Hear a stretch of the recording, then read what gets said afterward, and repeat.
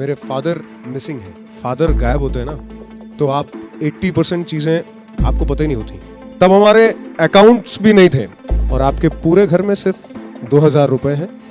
अब आप सोच लो कि आपके पास रास्ते क्या हैं। उस वक्त मेरे पास सिर्फ 2 रास्ते थे। मेरे पास सिर्फ ट्रक के सामने आओ या फिर ट्रेन के ट्रैक पे आओ। और so my name is Raghav Dwivedi. आप आरजे राघव के नाम से जानते हैं।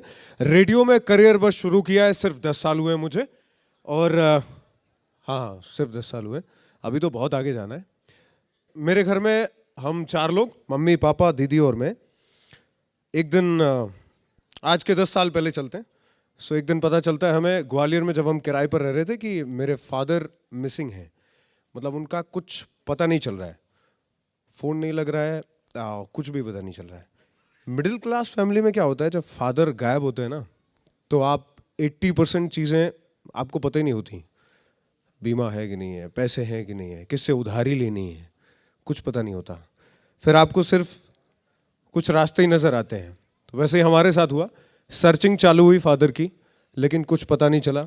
हम लोग जिस आश्रम से जुड़े हुए थे वहाँ पे भी बताया, वहाँ भी सर्चिंग चालू हुई, कुछ पता नहीं चला। सो बैक टू पवेलियन, घर बैठे, और मैं, दीदी और मम्मी। तब हमारे अकाउंट्स भी नहीं थे।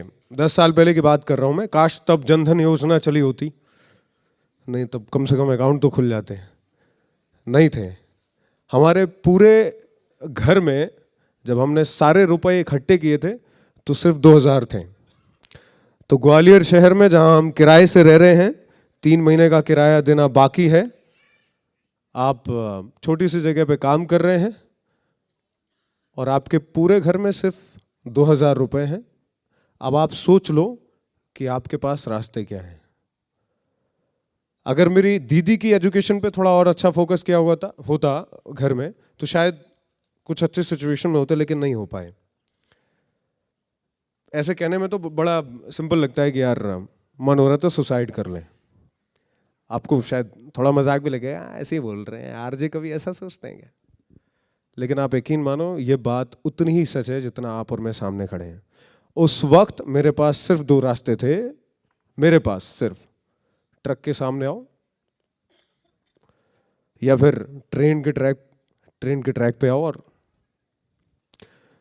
ये सोच ही रहा था मैं कि रात के 11 बजे के आसपास दीदी एक पेपर पेन लेके पहुंची मेरे पास और बोले, अच्छा अगर अपने पास इतने रुपए हैं, और उसी वक्त हमारे एक दूर के मामा जी भी आए, उन्होंने कहा कि सम अमाउंट 10,000 रुपए मैं आपको देता हूं, अगले महीने मैं नहीं दे पाऊंगा और उसके अगले महीने कोई और भी नहीं दे पाएगा।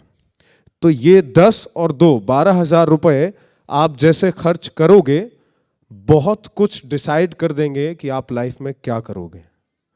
सबसे पहले हमने मकान मालिक का काम निपटाया। और ऐसा भी होता है कि जब आप मुसीबत में होते हैं ना, तो ऊपर वाला और थोड़ा टफ टेस्ट लेता है और थोड़ी मुसीबतें लेता है। मकान मालिक ने 3 महीने का बिजली बिल एक्स्ट्रा जोड़ दिया था। आपके यहाँ कैसको जोड़ देता है, हमारे यहाँ मकान मालिक ने जोड़ दिया था। तो उससे जैसे तैसे हम आगे बढ़े। वैसे आप मरने वाली बात भूल गए ना? हाँ, ऐसे ही मैं भूल गया था जब दीदी ने वो हिसाब जुड़ाया ना, बिल्कुल ऐसे ही मैं मरने वाली बात भूल गया। और उसके बाद हम आगे बढ़े। दीदी की टैली में जॉब थी, उनकी अकाउंट में जॉब थी, टैली किया हुआ था उन्होंने। तो 3000 रुपए के आसपास उनको मिलते थे। मुझे थोड़े कम मिलते थे और उससे भी ज्यादा वो काट लिया करते थे लेट आने पे। तो काम करते रहे। थोड़े दिन के बाद मुझे एक ऑफर आया, रेडियो में ही था मैं, और मुझे एक और रेडियो का ऑफर आया जो मैंने एक्सेप्ट किया और मैं पहुंचा रायपुर, छत्तीसगढ़ की कैपिटल है, आप जानते होंगे खूब।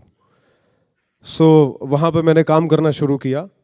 फर्स्ट ईयर मुझे इवनिंग शो होस्ट करने को कहा गया था। फर्स्ट ईयर मैंने best evening jock gold award जीता फर्स्ट ईयर में। मुझे ज्यादा से ज्यादा ह्यूमर पर फोकस करना था, फनी चीजों पर, फनी स्टोरीज लानी थी। मेरे बॉस, दो बातें जो मुझे याद हैं उस पहली साल की, वो ये है कि एक ये कहा था किसी ने कि अगर जिसकी नज़र रणवीर सिंह पे पड़ी, अगर एनर्जी के मामले में तुम पे पड़ती तो शायद तुम भी कहीं होते। दूसरी मेरे बॉस ने कहा था कि जिस सिचुएशन में वो इवनिंग शो और थोड़ा फनी कंटेंट ला रहा है वो कमाल है। दूसरे साल again best evening jock gold फिर से जीता, और तीसरे साल जीतने से पहले मैं कानपुर आ गया था। कानपुर में मेहनत की। अच्छा, भूल गए ना घर में क्या हो रहा है? ऐसे ही मैं भूल गया था, क्योंकि बिल्कुल जो सपोर्ट मिल रहा था ना घर से मुझे, पापा नहीं है, मम्मी की तबीयत खराब, दीदी अकेली मैनेज कर रही है, तो वो दीदी ने ना एक बैरियर सा लगा दिया कि आपको घर की कोई भी प्रॉब्लम पता ही नहीं चलेगी, आप बस काम पे फोकस करो और करते जाओ। तो वही हुआ, अपन करते गए। कानपुर में लगभग 4 साल हुए हैं और 4.5 साल हुए। अभी जस्ट 6 महीने पहले हमारी फैमिली के पास घर नहीं था, हमारे पास तो 2,000 रुपए थे। हमने अपना नया घर खरीदा है। आपको पता है, दीदी ने ये सब जो सपोर्ट किया मुझे, बिना सोशल मीडिया पर कोई भी ज्ञान दिए। आज तक उसने एक लाइन नहीं लिखी है सोशल मीडिया पर ज्ञान वाली, आपको ये करना चाहिए या ये करना चाहिए या ऐसा होना चाहिए। लंबे लंबे स्टेटस लिखते हैं ना लोग, उसने कभी कुछ नहीं लिखा। उसने जो लिखना था वो किया, जो एक्चुअली करना था वो किया, सपोर्ट किया मुझे कि मैं घर की प्रॉब्लम को बिल्कुल नजरअंदाज कर दूं। So thank you so much मेरी दीदी के लिए। मैं यहां से कहूंगा, और आप अगर तालियां बजा दें तो बड़ा अच्छा लगेगा। दो ही बातें लाइफ में इंपॉर्टेंट हैं, पहला है कर्मा और दूसरी है फैमिली। अगर आप फैमिली की रिस्पेक्ट करते हैं, फैमिली के साथ रहते हैं, बड़ी अच्छी बात है। और कर्मा, बातें करने से कुछ नहीं होगा, काम करने से होगा। सो फोकस कर लो और काम करो। Thank you so much. My name is Raghav. Radio में सिर्फ 10 साल हुए, अभी तो बहुत से झंडे गाड़ना बाकी है।